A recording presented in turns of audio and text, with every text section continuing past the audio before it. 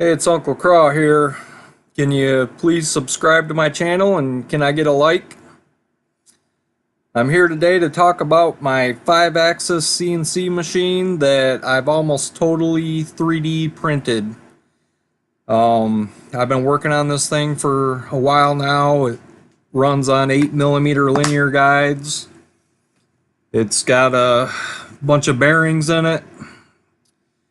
I think it's going to be pretty accurate for what it is, and what I'm hoping to do is machine some 3D prints with it that I've been working on. I have some prints I've been working on that need some post-machining work done, and it's going to take a 5-axis CNC machine to do it right.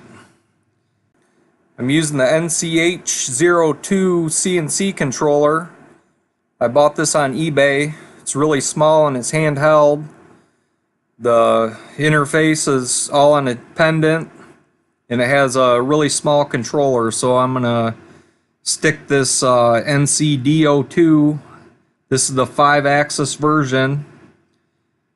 You can get it on eBay, you can get it from a couple other places, but they all come from China.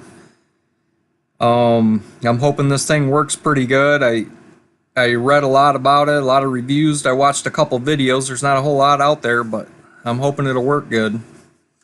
So I have a trunnion. It's 3D printed. I kind of like to model this after cast iron machines I've worked on in the past. And I kind of calling it plast iron, if you will. Kind of heavy duty 3D prints. Trying to get all the strength in the right places. I'm using 4-start Acme thread screws with anti-backlash nuts. I'm using Nema 17 stepper motors. The trunnion and the rotary table use some short body Nema 17s, and they use the timing belts that are commonly available and used on 3D printers. And I have these anti-backlash couplings. Lets everything float if it's misaligned a little bit. So I'm going to be putting this controller in a little enclosure with the power supply and the drivers for all 5 axes in a nice little package. And for the interface, all you're going to have is this controller, and it takes a USB stick in the bottom to put your program on. I'm probably going to use Fusion 360 to program this thing. This little controller is pretty cool. So I designed this machine in SolidWorks.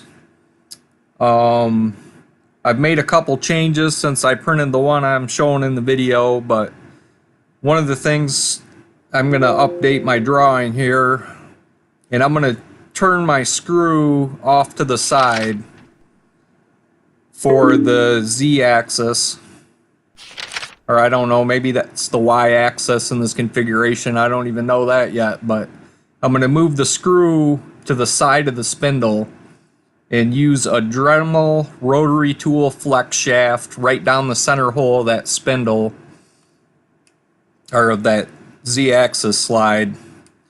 So I plan on using the factory Dremel tool flex shaft attachment and keep all that weight off from that slide so I can move it fast and not have all the inertia and weight on there. So I'm hoping that'll work out pretty good.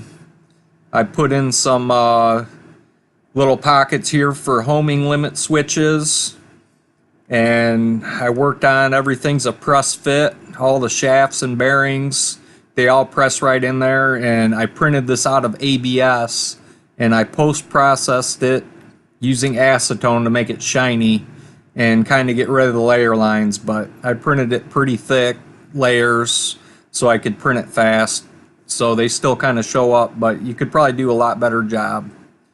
Yeehaw! Thanks for watching.